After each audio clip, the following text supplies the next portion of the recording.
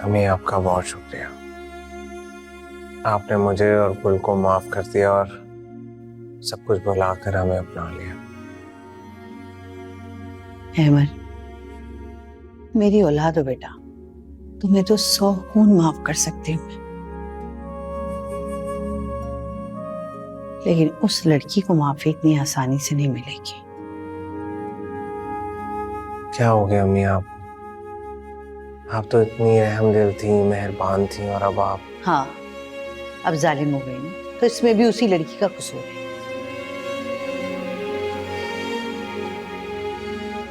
पहले तो उसने तुमसे शादी करने से इनकार कर दिया और अब तुमसे शादी करके बैठ गई। मजाक समझ लिया उसने तुम्हें और हम सबको। अम्मी प्लीज उस पर झूठे इल्जाम मत लगाएं। उसकी पहली शादी भी खाला और मोमी की कहने पर हुई थी और मुझसे भी शादी उसने खाला के कहने पर की है।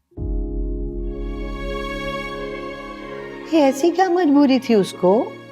पढ़ी लिखी लड़की है, नौकरी कर सकती थी, एक मकान की मालिक है, उस मकान की मालियत 1 करोड़ रुपए सेविंग में रखती, आराम से रहती। खुदा के लिए अम्मी, इस माशरे में एक जवान अकेली लड़की का रहना क्या आसान है? वो भी तब जब उसका अपना सगा भाई उसे मकान छीनने के लिए हर हरबा इस्तेमाल कर रहा हो। अच्छा, तो मैं ये समझूं कि तुमने उस पे तरस खा के शादी की है।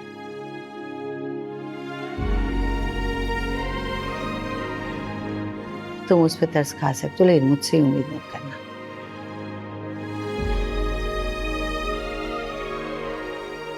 उसने जो कुछ किया है ना मेरे साथ, मैं कभी भूल नहीं सकती। बेटा, यहाँ क्यों खड़ी हो गई? अंदर चलो, चलो आ जाओ।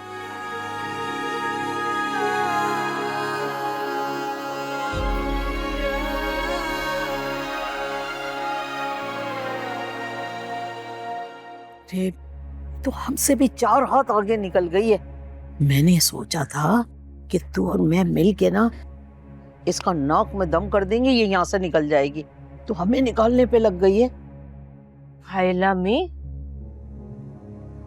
हम तो उसके आगे बड़े सीधे साधे से निकले। अरे वो तो पूरी डाइन है, डाइन। और ऐसी डाइन 8वें घर पर भी हमलावर हो जाती है। अम्मी, अब हमें भी कोई इंतजाम करके रखना पड़ेगा। अरे ये 8वां बदनसीब घर हमारा ही होना था, कहीं और जाके मरती मनहूस हमारे ही गले पड़ना था इसे। अम्मी, ये सारी गलती ना आपके उस लाडले बेटे की है। नफीस भाई ने ना सारी जिंदगी उल्टे ही काम किए हैं, हमें ही नुकसान पहुंचाना आया है उनको। तो क्या करूं, बेटा है मेरा, घर से तो निकाल नहीं सकती, ना ही जिंदगी से। अच्छा तो ठीक है, बजाती रहे अपने गले में पड़ा ढोल। उनसे तो अच्छे रईस भाई हैं, कम से कम उन्होंने आपके आगे अपनी बीवी की एक चलने नहीं दी कभी। अरे हाँ, वो बेचारा मुझे मना करता रहता था कि नफीस से ज्यादा लाड और प्यार ना करो, लेकिन मैं उसकी बात नहीं मानती थी, मैं ही ना समझती ईमान से। अम्मी बस मान लें आप, ये नफीस भाई तो हमारे हाथ से निकले ही निकले। पता नहीं उस चुड़ैल पिंकी ने क्या तावीज कर दी है। अरे तावीज से याद आया मुझे, तू मुझे किसी पीर के पास ले जाने लगी थी ना। अम्मी रहने दे उस पीर को, तावीज और चिल्ला करने के ना 1 लाख से कम नहीं लेता वो। इतना महंगा पीर? कहीं कमबख्त पेरिस का बंगाली तो नहीं है? अम्मी रहने दें, मुझे तो पता है आप इतनी फीस कभी भी नहीं देंगी। मैं तो कहती हूँ अपने पुराने वाले बाबा से ही कोई तावीज बनवा लें। अरे क्यों नहीं दूंगी फीस, अपने नफीस को अपना दोबारा से फर्मा बरदार बनाने के लिए तो 10 लाख रुपए भी खर्च कर सकती हूँ।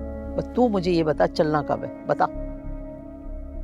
पहले फोन करके नंबर लूंगी मैं, बड़ा रश होता है उनके पास, ऐसे बारी नहीं आती पीर से मिलने के लिए। अच्छा चल ना, तू अभी नंबर मिला और उनसे बोल हमारे यहाँ बहुत सख्त इमरजेंसी है, हमारा नंबर पहले लगा दो, उसके भी पैसे दे देना। आप पैसों का बंदोबस्त करें अम्मी। पीर को तो मैं कॉल मिला ही लूंगी, क्योंकि मुझे नहीं लगता कि ये चुड़ैल बिना तावीज के हाथ आएगी। हाँ हाँ, तू कॉल कर, मैं भी रईस को कॉल करूंगी पैसों के लिए। अस्सलाम वालेकुम। वालेकुम भाई, आप क्यों आए? कोई काम था तो मुझे बुला लेते, मैं आ जाता। काम तो मेरा ही था, तो मुझे लगा कि खुद जाकर तुमसे बात करूं। और सुनाओ, कैसा चल रहा है तुम्हारा काम कारोबार? अच्छा चल रहा है, बस एक नई डील हुई है, उसी पे वर्किंग कर रहा हूँ। आप बताएं, आपका कैसा चल रहा है सब? यार तुम तो ठहरे किस्मत के धनी बंदे, जो काम करते हो वो चल पड़ता है। भाई इतना बड़ा मंदा चल रहा है, ऑफिस का किराया निकालना भी मुश्किल हो रहा है।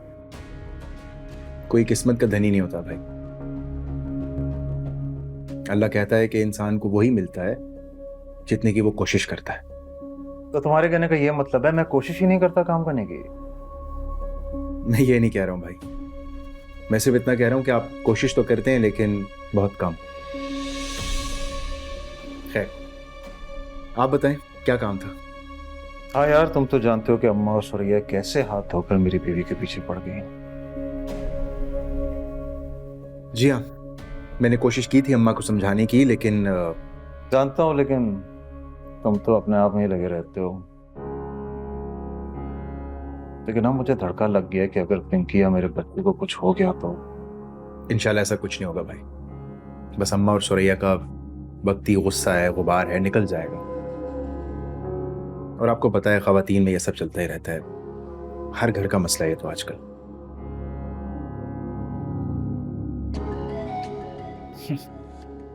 काश मैं भी तुम्हारी तरह खुशगुमान होता, लेकिन मुझे पता है वो दोनों किस हद तक जा सकती है।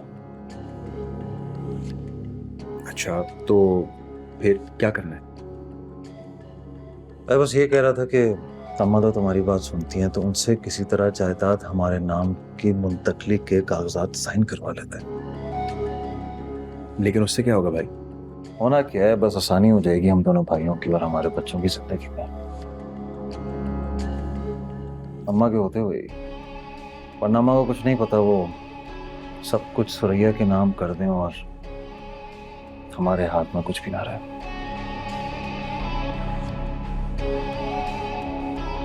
कुछ ही दिनों में कितना बड़ा हो गया ये। क्या हो गई? तुम रो रही? कोई बात हुई है क्या? फिर रो क्यों रही हो? वैसे ही बस अम्मा की याद आ गई थी। ये बात मेरी आंखों में देख कर कहो। क्यों बताऊं मैं तुम्हें, ताकि तुम मुझ पर मजीद तरस खाओ। इसका मतलब तुमने अम्मी की बात सुन ली थी।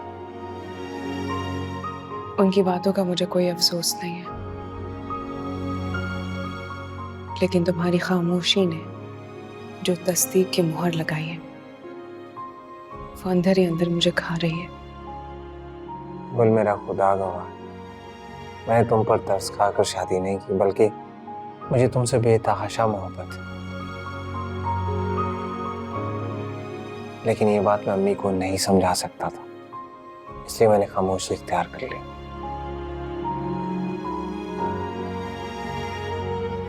और मेरे दिल की हर धड़कन में सिर्फ तुम ही तुम हो।